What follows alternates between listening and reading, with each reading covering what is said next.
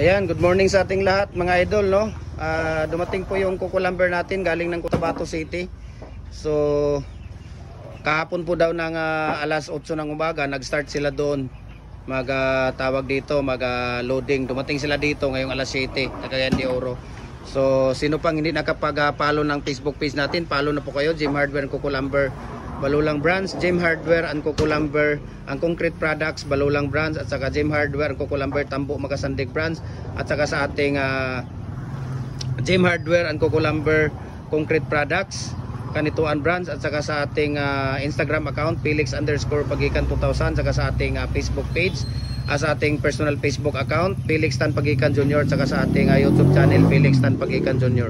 So kaninang umaga po sila dumating dito.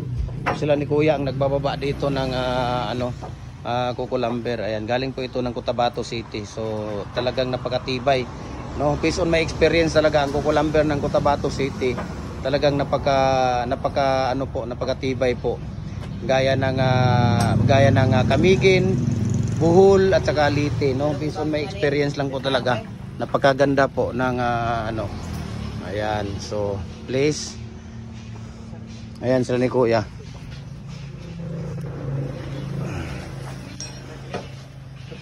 Ayan, doon sa kabila. Okay.